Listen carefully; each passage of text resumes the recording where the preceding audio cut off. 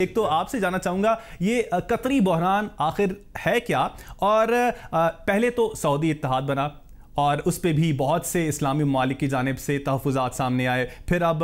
خلیجی ممالک میں بھی خلیج پیدا ہونا شروع ہو گئی ہے۔ اتحاد سے مسلم امہ میں مضبوطی آنی چاہیے، قریب آنے چاہیے، لیکن اب صورتحال تو بالکل اس کے برعکس ہے۔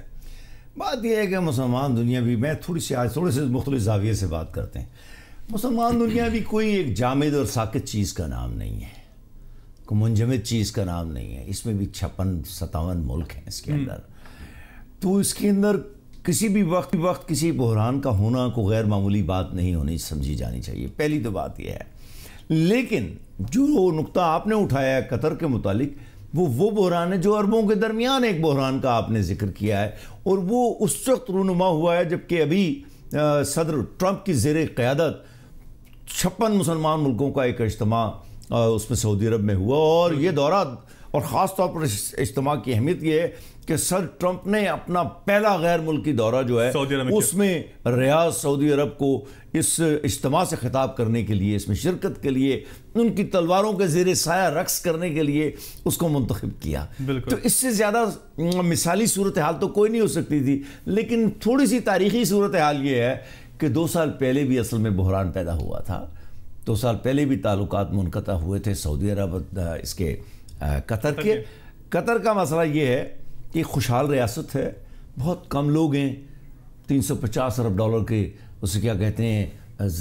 ذخائر ہیں ان کے اور ریزرو ہیں، تو ان کا خیال ہے اب یہ ایک بڑی مشکل بات یہ ہو جاتی ہے کہ جو چھوٹے ملک ہوتے ہیں وہ بھی بڑا کردار ادا کرنا چاہتے ہیں، لیکن اس کے لیے خاص وقت چاہیے ہوتا ہے۔ مثلا اسرائیل ایک چھوٹا ملک ہے، اتنا سا ملک ہے، کوئی لمبائی چوڑائی نہیں ہے، لیکن ایک بہت بڑی ملٹری پاور ہے، ایک بڑی اقتصادی طاقت ہے، ایک بڑی سیاسی طاقت ہے، اور پورا مغرب اور امریکہ اس کے پیچھے ہے۔ بالکل قطر جو ہے اسے موازنہ کرتے ہیں نا، قطر اس کے مقابلے میں ایک اقتصادی طاقت تو ہے، جس کے پاس پیسے ہیں، گیس ہے، سب کچھ ہے، لیکن نہ تو وہ کوئی عسکری طاقت ہے، فوجیں ہی نہیں ہیں تقریباً ہی، جو ہیں کچھ پاکستان، کچھ ادھر ادھر کی چند ایک فوجی اور کچھ بھی نہیں، چند ہزار والی بات ہے مشکل سے، جس سے ریاست ہی چل جائے تو کافی ہے۔ سفارتی اور سیاسی کوئی قوت نہیں ہے، پیچھے کوئی نہیں ہے، آگے کوئی نہیں ہے، ساری قطر کی طاقت جو ہے وہ GCC کے ساتھ تھی، گلف کوآپریشن کونسل کے ساتھ۔ اب آپ کے بقول انہوں نے اپنی قالین جو ہے ان کے پاؤں کے نیچے سے کھینچ لیا ہے۔ جب انہوں نے کھینچ لیا ہے تو اس کا مطلب وہ ہوا جو آپ کہہ چکے ہیں، ان کو دہرانا نہیں چاہتا لیکن جلدی سے کہہ دیتا ہوں، جب ہوا، زمین، سمندر، تینوں چیزیں آپ کا ساتھ چھوڑ دیں تو آپ تو خلا میں ہیں، اور خلا میں بھی اس جگہ پر جو سعودی عرب کے ساتھ ہے، تو اس کو تو کھانا کھلانے کے لیے بھی مشکل۔ دیکھیں اس کو مختصر کرتے ہیں، جب چھوٹا ملک